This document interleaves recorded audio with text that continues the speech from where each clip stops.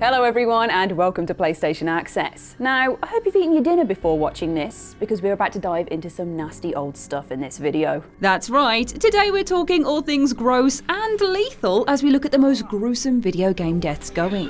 Whether they're brutal punishments for playing badly, unavoidable plot points that go a bit too far, or simply dark implications that reveal a whole world of pain hiding in plain sight, these are some of the grisliest ways to go in PlayStation games. I'll say in advance we're skipping over the Dead Space 2 eye masher moment because we've all seen that enough times now. I said enough! I guess all that's left to say is rest in peace for these characters. Let's get gruesome, shall we? Gruesome deaths and horror games go hand in dismembered hand, so let's take a look at Until Dawn. A game of branching narrative choices that can see your playable characters killed off by any number of ill-considered decisions. Supermassive Games really didn't pull their punches on offering up a whole load of brutal death scenes. Or should I say, pull their thumbs? Well, I mean, that only makes sense when you consider Ashley and Emily's potential to suffer death by Wendigo as the monster drives its badly manicured digits into their eye sockets. Very grim, but not the choice I'm going to go with today. Instead, it's 2 for the price of 1 in Matt and Jessica's attempted escape from the mines. If you manage to keep them both alive long enough to reunite in this dank cave system, they'll be faced with one final challenge. Escape the crazed Wendigo beast hunting down human flesh in the dark. No biggie. Should your shaky little hands fail a quick-time event and draw the milky eye of the prowling Wendigo to the pair, it is game over for both of them. Jessica gets her jaw ripped off, and Matt gets his head caved in like an overripe melon. It's quick, it is brutal, and it is deliciously gruesome.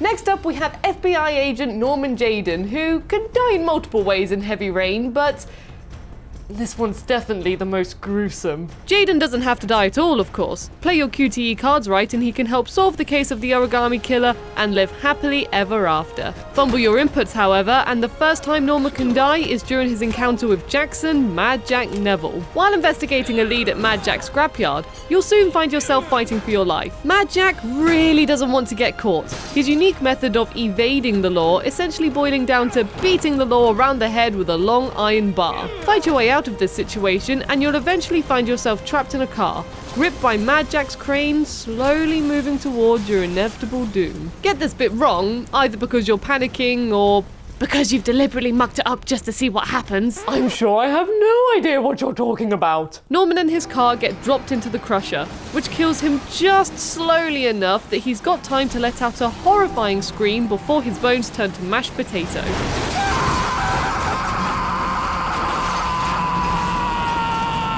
And yes, this happened to me on my first playthrough, as I panicked in the car. I was in such disbelief that this was how Norman died in my story, I convinced myself he escaped.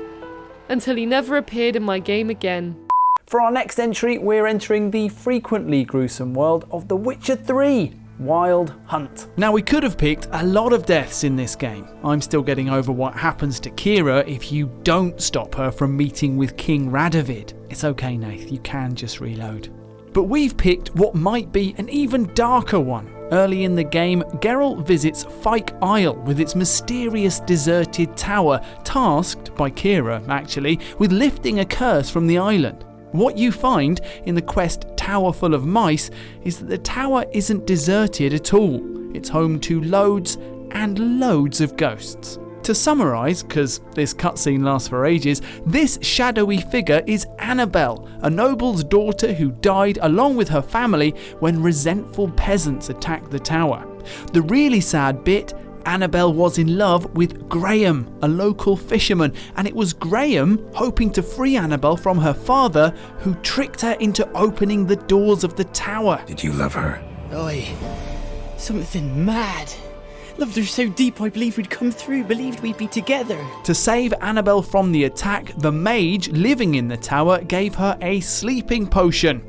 Only, and this is the awful death bit, when she woke up, I was alone, it was dark. Only there were rats everywhere.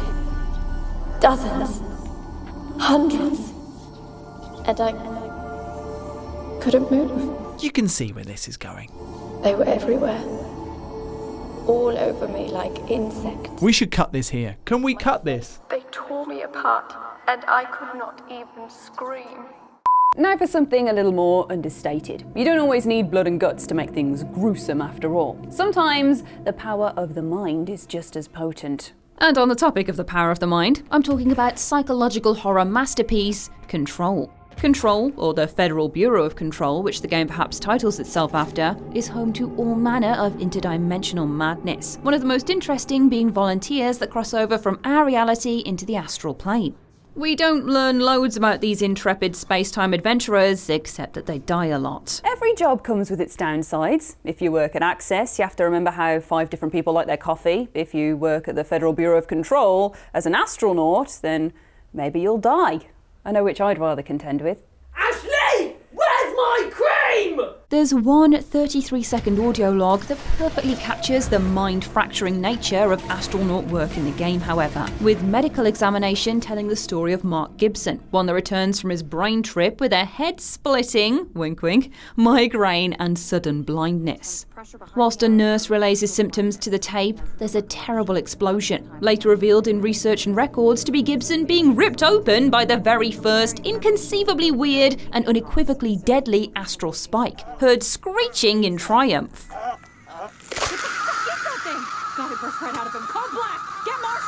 In short, a shape-shifting clump of aggressive energy used his head as a tramway through dimensions and popped his face open like a grape on arrival, Scanners style. And that is just one bad astronaut experience footnote. Speaking of grapes, our next entry features an accidental death in a vineyard. The Mendoza level of Hitman III, as with all the game's wonderfully inventive murder sandboxes, offers gore connoisseurs an all-you-can-eat buffet of grisly assassination options.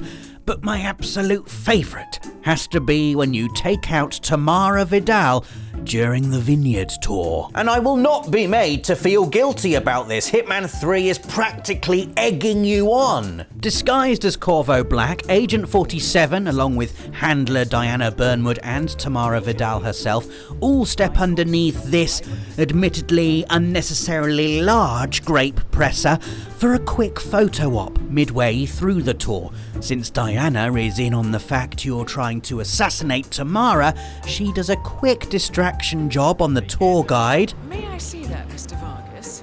I believe I blinked. May I see the photo? In this instance, translating as press the button 47. Press the button! Do it now! Quite frankly, it would be a disservice to this fortuitous alignment of events not to see them through to their conclusion. So you push the button and a new vintage is born.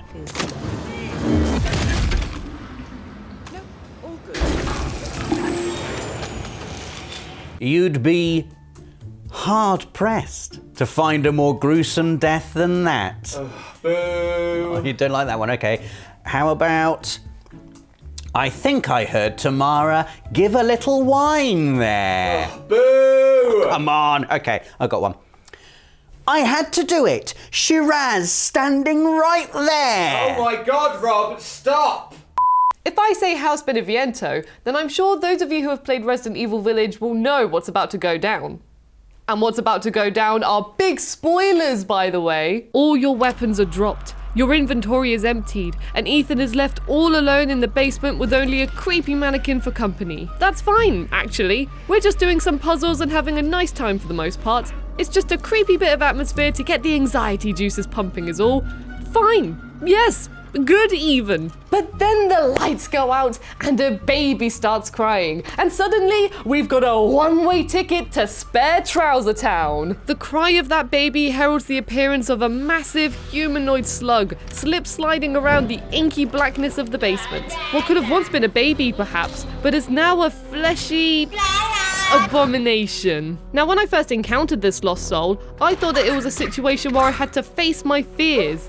I have no weapons, nowhere to hide. All I can do is accept the giant slimy baby. So I approached it. And...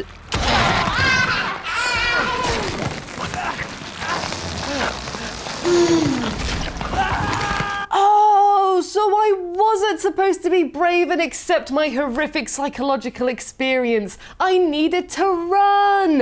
What am I like? Yep, you get eaten whole and die, which I was not expecting to happen when I first played Resi Village. It's creepy, uncomfortable, and a gruesome way to go.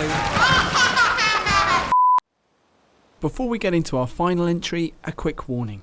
The next bit contains huge story spoilers for The Last of Us Part 2. If you haven't already played the game, look away now. And on the subject of things that we weren't expecting. The death of Joel Miller in The Last of Us Part 2 was one of the all-time video game shocks. A brutal bereavement after everything we'd shared with him in the first game that left the very culture of video games in a sort of trauma. Even in a series built on extremes of emotion, love, grief, hatred, hope, losing Joel was almost too much. I mean, are you over it? I am not over it. What makes it worse is that the build-up and the scene itself are really upsettingly brilliantly put together. First, we see Joel at his absolute best. He's happy to put his life on the line when he comes across a stranger in trouble. During this escape, we're playing as Abby, giving us an outside view of Joel as he rescues us one last time. We get to watch him instead of playing him, being selfless and strong. Good old Joel, we think. I love Joel! And then everything changes. Inside a safe house, Joel and brother Tommy meet Abby's group. There's something wrong. They are too friendly, the strangers too quiet. In the world of The Last of Us, this kind of vulnerability screams like an air raid siren. The soundtrack drops away to a heartbeat throb as Joel catches on that something isn't right. Y'all act like you heard of us or something. Because they have. I don't know about you, but I spent the next few shell-shocked moments doing impossible maths, trying to figure out how Joel might somehow still be okay, even with his leg in pieces. Even when the screen cuts to empty black after Abby's first golf club swing, even when Ellie shows up and Joel is a barely breathing heap. Somehow, the worst is saved for last, and the final agonising touch is that we have to watch the very end, Abby's killing blow, not directly, but through Ellie's sobbing, pleading, and unbelieving reaction.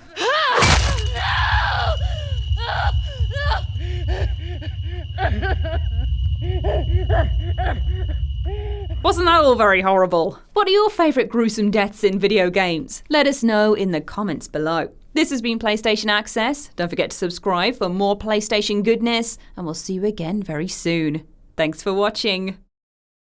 PlayStation